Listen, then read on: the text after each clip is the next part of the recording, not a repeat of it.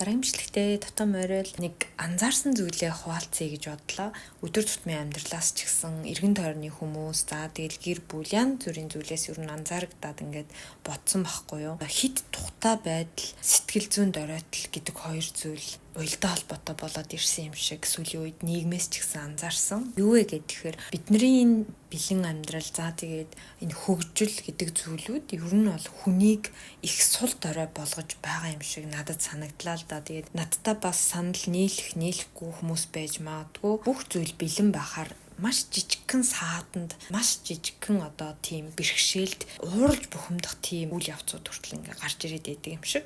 Би өөрөө тэгээ бас их юмыг тухтай амар байлгах гэж ингэж бас боддог хүн байхгүй. Тийм зүйлд маш дуртай. Тэгээд өнөөдрийг хүртэл яг тэр нь ч гэсэн маш сайхан мэдрэмж өгдөг. Ингээд ер нь их гоё л байдаг байсан л та. Ер нь яг гоё л байгаа л да. Гэхдээ бас заримдаа хүн өөртөө тавдахгүй байдлыг бас өгж үзэх хэрэгтэй юм шиг бас санагдсан байхгүй юу? Бидний яг ингээд тэмүүлээд байгаа, хүсээд байгаа энэ бэлэн амьдрал нэг талаараа бол маш гоё ч гэсэн нөгөө талаараа хүнийг их сул дорой хэврэг тийм муу зантай болгоод байна уу да гэдэг бодол төрсөн байхгүй юу? Хит тухтай байдал хүнийг бас муу зан сургаад ингээд өөрчлөөд байдаг юм шиг санагдсан. Бүх зүйл бэлэн, хурдан шуурхаа, за технологичсан ийм цаг үед болохоор хүссэн зүйлээ маш амархан ингээд бүтээчдэг, бий болгочдөг, олцдог, мэдээлж гисэн ханаас ч хамаагүй маш хурдан олцдог. Ийм тухтай нийгэмд амьдарч байгаа нэг талаараа гоё юм шиг боловч нөгөө талаараа бидний сэтгэл зүйд бас сул дорой байдлыг өгөөд байгаа юм болоо да. Хүн төрлөختний сэтгэл зүйд бас асар том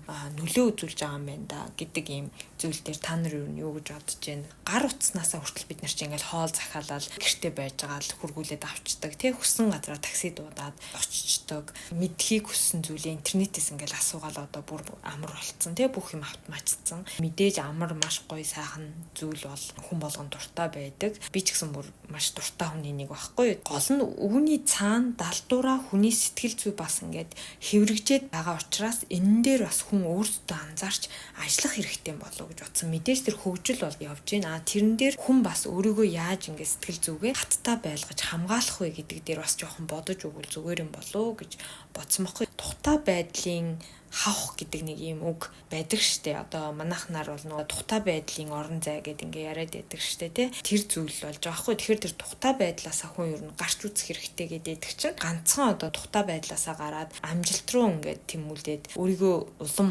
байчил гэдгээс гадна сэтгэл зүгээ бас тэндээс гарч яаж хаттай болох уу гэдэг давхар бас тэр өнцгөөс нь харуул бас зүгээр юм шиг санагдсан. Хүн чих юу н хачин штэ. Бүх зүйл нь бэлэн, өөрийнх нь хүснээр ингээ бүх юм нь байгаад сурчаараа маш жижигхэн өчүүхэн саад бэрхшээлийг ч гэсэн ингээд нэг тийм ууралж бухимдаж хүлээж авдаг. Ингээд төвчээр муутай болчдөг юм шиг байгаа юм л да. Тав тух алдагдсан да. Яагаад тэгэхээр тэр чинь өөрийн орон зайн ингээд алдагдсан юм шиг мэдрэмж хүнд ингээд төрөөд тэндээсээ бухимдаад бусдаас өөрийгөө бас ингээд жоохон тусгаарлаж эхэлдэг юм шиг байгаа юм л да. Миний орон зай гэдэг тэр үгээр сүүлийн үед бас их яригадаад байна хүний хувь хүний орон зай гэл. Тэгтэл энэ хувь хүний орон зай гэдэг бас тэнцвэртэй байхгүй бол хит техник тал руугаа орон зайгаа ингээд хамгаалаад явна гэхээр өөрсдийнхөө сэтгэл зүйч гэсэн дагаад бас маш хэврэг болгоод байгаа зүйл байгаад байгаа байхгүй юу. Ингэж анзаараагүй байхдаа болохоор нэрэл энэ орон зай гэдэг маш чухал,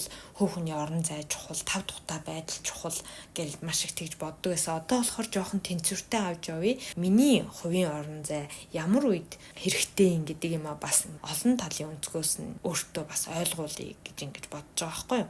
Үнэхээр гэр бүлийн маань хүнд миний тусалцаа хэрэгтэй ахт би хувийн орон зайгаа ингээ бодоод тэнд байгаад ээж бас болохгүй шүү дээ. Тэр талаас нь ч гэсэн бас бодож үзвэл гэр бүлийн хүмүүсийн тэр үл ойлголцол бас шийдэгдэх юм болов уу гэж бас бодож байна. Хүн ч өөрөө муу зан сурах нь их амархан байдаг шүү дээ тий. Яг тэгэхээр бидний өсөж хөгжөхөд бол ерөөсөө хүч хэрэгтэй байдаг. Ямар хүч гэхээр нөгөө сэтгэл зүйн хүч гэдэг зүйл хэрэгтэй байдаг.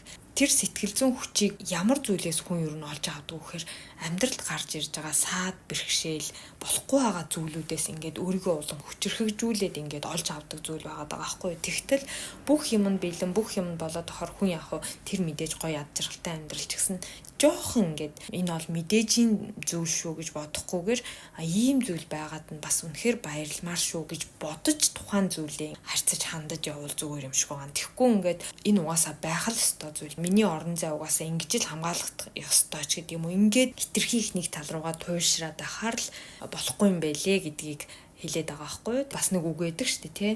Хүн уруудахад бол зүгээр л сул тавихад хангалттай гэдэг те. Өксөж хөгжөхөд болохоор маш их хүчин чармаалт, маш их сэтгэлийн хат, маш их төвчээр хэрэгтэй байдаг штэ. Зөв зуршил гэдэг бол нөгөө нэг заавал ингэж усалж ургуулж цэцгэлдэг зүйл байхад буруу зуршил бол зүгээр өөрөө нөгөө ингээ ургаад явж идэг зэрлэг өвс шиг зүйл гээд хилдэг шиг юм шиг санагдаад байгаа байхгүй. Тэгэхээр бид нар бэлэн зүйлд туйлшраад өөрийгөө хянахгүй ингээл байгаад авах юм бол сэтгэл зүйн дархлаа гэдэг зүйл маш одоо хэврэг болж ирнэ. За тэгээд дээрэс нь хит өөрийгөө одоо нөгөө тусгаарладаг, орон зай хүсдэг байгаад авах юм бол олонтойгоо бусдтай харьцах, ер нь нийгэмших гэдэг зүйлээс ахуулаад ч юм уу гэр бүл доторх уур амьсгал гэдэг зүйлээс ахуулаад бүхэл юм ингээ уялдаа холбоотой болж ирж байгаа байхгүй юу. Тэгээд дээрэс нь жижиг зүйлд ингээ бухимдж стресстэй болно.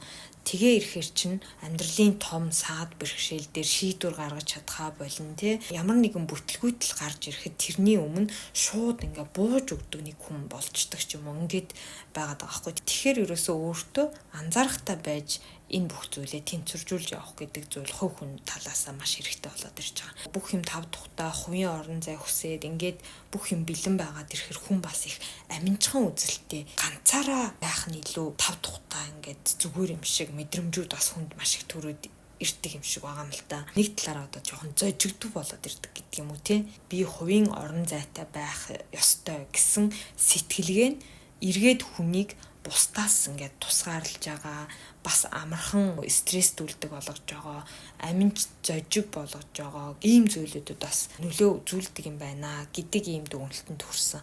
Тэгээ тухтай бүсээсээ гар гэдэг чинь ерөөсөө амжилтанд хүрэхийн тулд зөвхөн хэлсэн үг биш юм байна л да. Түрүүн хэлсэн те. Гол нь хүн шиг хүн байх, бусдыг ойлгож, бусдтай үлдэх тэр сэтгэлтэй болох гэж байгаа байхгүй. Энэ их чухал юм шиг санагс. Бусдтай үлдэх сэтгэлтэй болох. Өөрийгөө ингээд тусгаарлаад аваад яваад байхгүй тий. Тэгээ бас амьдралын хат гэдэг зүйлийг ойлгоход тусалдаг юм чухал зүйл юм шиг санагддаг болсон. Хүн ер нь өөрсдөө тэр саадыг холдуулж тий гараа хөдлөж ийж амьдралын хатуу хөтөг мэдэрч ийж бас хүн чанар бий болдог, бусдыг бодох сэтгэл бий болдог. Заавал хэцүү амьдарч ийж гэж байгаа юм биш шүү дээ, тий. Амьдрал дээр гарч байгаа саад бэрхшээл юу гэдгийг тийм зүйлүүдийг өөрөө ингэ шийдвэрлэж, өөрийнхөө гараар тэр хатуу хөтөө зүйлүүдийг даван туулж гэж байгаа байхгүй юу гол нь.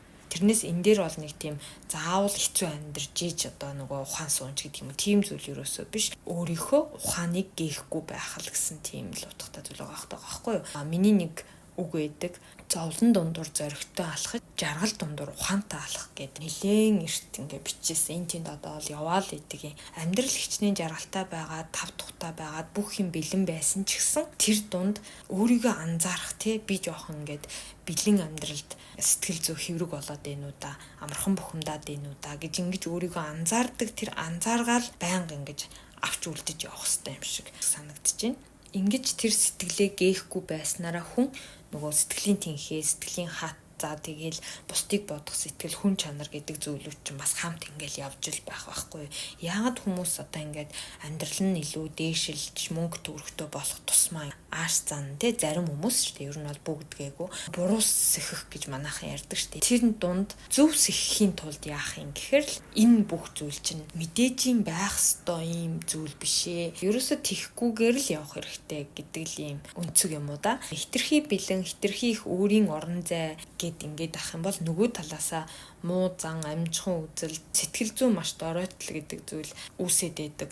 Учираас тэр хөгжил тав тухтай байдалтай зэрэгцүүлээд өөрийгөө л яаж хэрхэн хамгаалж явах вэ гэдэг дээрээ л одоо бодоод үзвэл зүгээр юм уу гэдэг талаас нь ингээд ярьж байгаа шүү. За тэгээд өдөр тутмын амьдрал дээр гардаг тэр янз бүрийн жижиг саадлууд байдаг шүү дээ тий бидний амьдрал. Тэр саадыг одоо бухимдахгүй хүлээж авах жижигхэн дадлуудыг өөртөө суулгавал зүгээр юм шиг санагдаад байгаа. Өөртөө сайн дурын нэг тухгүй байдал бас хаяа үүсгэж ивэл зүгээр юм шиг санагдсан. Яа тэгэхээр ойрхон газарт заавал машинаар явахгүйгээр алхаа явчихдаг ч юм уу, цахилгаан шат ашиглахгүйгээр шатаар явдаг. Заримдаа хаяа ингээ хүүт уусанд орж үзэх ч юм уу. Тэгэл утас янз бүрийн техникээс ингээд заримдаа холдож дижитал детокс гэл ер нь их яриад байдаг. Яг тийм зүйлийг хийдэг ч юм уу. Заримдаа өөртөө тийм зүйлүүдийг үүсгэж байж ивэл бас их зүгээр юм шиг байна гэж бодсон.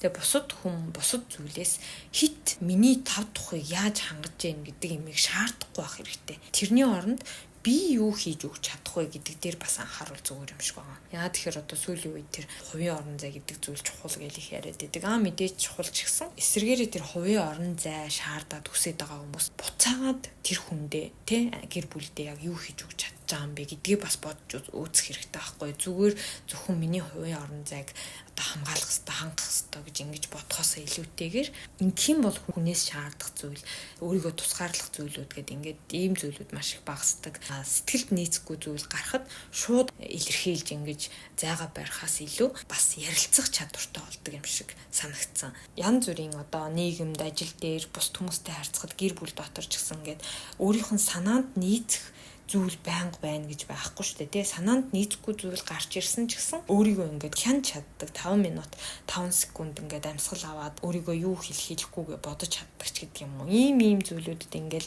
жоохон бодоод үзэх юм бол зүгээр юм шиг санагдаад байгаа байхгүй юу.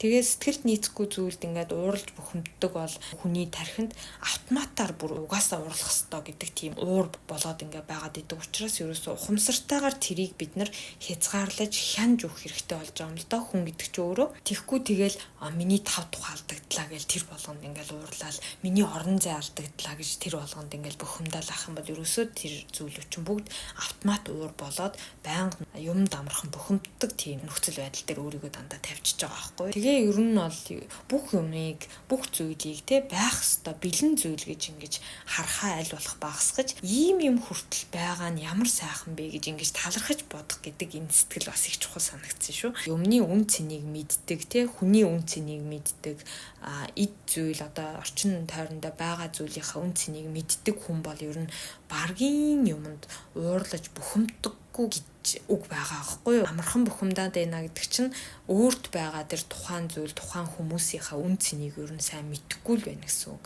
гэж ойлгосон. Тэгээ би бас өөр дээр энийг маш их ажиглаж ингэж бас өөр дээр ажиллаж явж байгаа. Тэгээд та бүхэн манаас авах гэхийн ухаанаар сонсоод тэгээ бас өөртөөхөө сэтгэлийг хуваалцаарай гэж хэлмээр байна. Тэгээд үргэлж бичлэгээ сонсдог та бүхэндээ маш их баярлалаа. Дандаа эерэг гоё сайхан хүмүүсээр сувг маань ингээд дүүрэн байдаг. Тэгээд дандаа урмын гоё үг бичиж үлдээдэг хүмүүстэй ч гэсэн үргэлж баярлалдаг шүү гэж хэлмээр байна. Дараагийнхаа бичлэгээр дахин уулзцгаая. Баярлалаа.